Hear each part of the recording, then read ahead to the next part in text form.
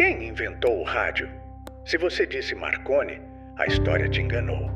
Enquanto o mundo tentava enviar meros bips de código Morse, um padre brasileiro, em plena Avenida Paulista, já transmitia a voz humana e música pelo ar. O ano era 1894. Roberto Landel de Moura estava décadas à frente do seu tempo, mas em vez de glória, ele foi chamado de louco e teve seu laboratório destruído por fanáticos. Hoje, vamos fazer justiça ao homem que, além de inventar o rádio, previu o Wi-Fi e a fibra óptica, mas que o Brasil escolheu esquecer. Veja essa história aqui, no canal Educa Filme.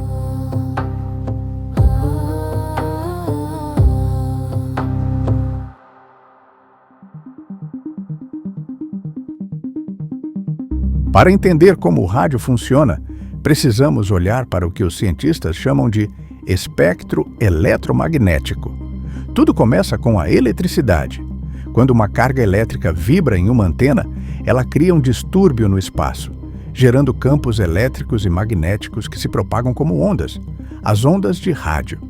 Essas ondas viajam à velocidade da luz e podem carregar informações, como se fossem mensageiros invisíveis cruzando o ar.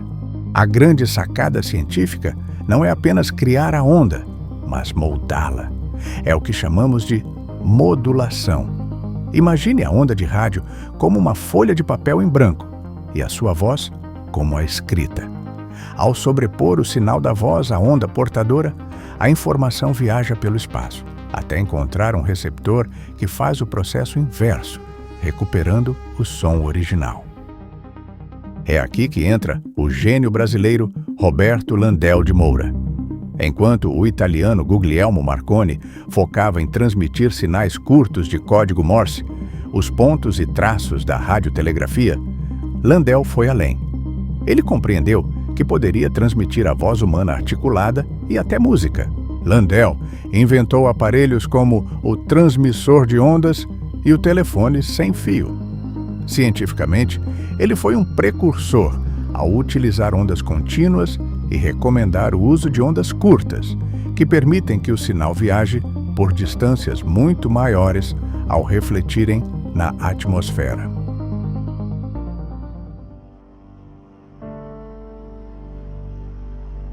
Em 1861, Porto Alegre, no Rio Grande do Sul. Roberto Landel de Moura nasceu em uma família numerosa, mas sua mente sempre pareceu habitar um universo particular. Enquanto outros meninos brincavam, ele montava laboratórios químicos e estudava o magnetismo. Aos 16 anos, ele já havia construído seu próprio telefone, apenas um ano depois de Graham Bell ter patenteado o invento nos Estados Unidos. Mas Roberto queria mais. Ele seguiu a carreira eclesiástica, estudou em Roma, na Universidade Gregoriana, e neste lugar, a sua fé encontrou a ciência. Ele não via conflito entre Deus e a física. Para ele, as leis do universo eram a linguagem da criação. O padre Landel uma vez disse: "Quero mostrar ao mundo que a Igreja Católica não é inimiga da ciência e do progresso humano." Ao retornar ao Brasil, Landel trazia consigo uma teoria revolucionária: a unidade das forças físicas. Ele acreditava que a luz, o som e a eletricidade eram manifestações de uma única força e que, se pudéssemos converter uma na outra, poderíamos transmitir informações pelo éter, sem a necessidade de fios. Naquela época, isso soava como magia negra, e foi exatamente aí que os seus problemas começaram. O ano é 1893. Marconi ainda estava fazendo experiências rudimentares no porão de sua casa na Itália. Enquanto isso, em Campinas, Landel de Moura já realizava as primeiras transmissões de voz sem fio. Mas o grande marco viria em 1894, em São Paulo, capital. O rádio, como conhecemos hoje, não existia naquela época. Então, o padre Landel posicionou seu transmissor no alto da Avenida Paulista e o receptor no alto de Santana. Diante de testemunhas, ele transmitiu a voz humana por 8 quilômetros. Isso mesmo, 8 quilômetros. Algo inimaginável para a época. Marconi, o pai oficial do rádio, só conseguiria transmitir sinais de código Morse, ou seja, apenas pulsos elétricos, sem som de voz, em 1895, e a uma distância de apenas algumas centenas de metros. Landel estava anos-luz à frente. Ele já tinha a fonia, a transmissão da fala. Mas como a sociedade reagiu? Com admiração? Não, com receio. A imagem de um padre operando máquinas que faziam a voz viajar pelo ar era demais para um Brasil profundamente supersticioso e religioso. Os boatos diziam que ele falava com o demônio. Uma desinformação sem tamanho sobre a vida do padre que acarretou muitos problemas. Em um ataque de fúria cega, uma multidão invadiu seu laboratório e destruiu anos de trabalho. Seus aparelhos, suas válvulas feitas à mão, seus diagramas, tudo virou estilhaço no chão.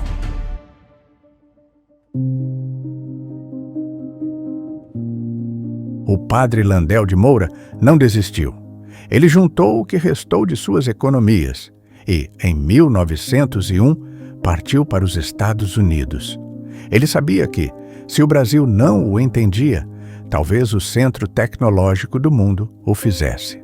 Lá, ele viveu o auge e o abismo. Em 1904, o Escritório de Patentes de Washington concedeu a ele 3 registros históricos: o transmissor de ondas, o rádio, o telefone sem fio e o telégrafo sem fio. Ele tinha as provas legais de que era o inventor. Grandes empresários americanos chegaram a oferecer fortunas por suas patentes. O padre brasileiro poderia ter sido o Elon Musk da virada do século, mas ele recusou. Ele era um patriota. Ele queria que o Brasil fosse o detentor daquela tecnologia. Ele escreveu ao governo brasileiro pedindo apoio para demonstrar seus inventos para a Marinha. A resposta? Um silêncio ensurdecedor. O então presidente Rodrigues Alves chegou a negar o uso de 2 navios para um teste, achando que o padre era apenas um sonhador excêntrico. Sem apoio financeiro e com as patentes expirando por falta de pagamento de taxas, Landel viu o mundo ser tomado pelos aparelhos de Marconi e Lee de Forrest, homens que tinham o apoio de governos e grandes capitais.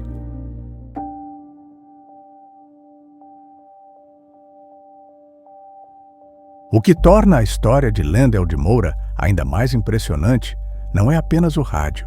Ele foi um profeta tecnológico. Em seus cadernos de anotações, ele descreveu o telefotorama, um sistema para transmitir imagens à distância. Sim, ele estava projetando a televisão décadas antes dela existir. Ele falou sobre o uso da luz para transmitir informações, o que hoje chamamos de fibra óptica. Ele até previu que um dia as ondas de rádio cruzariam o espaço para permitir a comunicação entre planetas. No Brasil, ele passou seus últimos anos de vida em Porto Alegre. Abandonou a ciência experimental, amargurado pela falta de compreensão, e dedicou-se exclusivamente à sua missão como padre em sua igreja. Aqueles que o confessavam ou recebiam a extrema unção de suas mãos não tinham ideia de que aquele homem idoso e humilde era o maior gênio que aquela terra já tinha produzido. Roberto Landel de Moura faleceu em 1928, vítima de tuberculose. No seu funeral, não havia honras de Estado, não havia cientistas de renome, apenas alguns fiéis e parentes. O rádio já era um sucesso mundial, mas o nome do homem que o fez falar pela primeira vez estava enterrado sob o peso do esquecimento. Por que a história de Landel de Moura dói tanto? Porque ela é o maior exemplo do complexo de vira-lata, que por muito tempo assolou a nossa ciência. Marconi foi um grande empresário e soube comercializar o rádio. Isso ninguém tira dele. Mas a centelha inicial, a coragem de fazer a voz humana cavalgar as ondas do invisível quando ninguém acreditava ser possível, pertence a um padre gaúcho que não tinha laboratórios de ponta, apenas uma vontade inabalável de entender a criação. Hoje, quando você liga o rádio, o Wi-Fi do seu celular ou assiste a um vídeo via fibra óptica, lembre-se de que um brasileiro desenhou tudo isso no papel há mais de 100 anos. Landel de Moura não precisa mais de patentes, ele precisa de memória, e que ela esteja viva em cada brasileiro. Se você gosta de histórias como esta, que resgatam a nossa identidade e orgulho brasileiro, inscreva-se agora no canal Educa Filme. Deixe seu comentário e nos ajude a compartilhar essa história que todos os brasileiros deveriam saber. Até o próximo vídeo.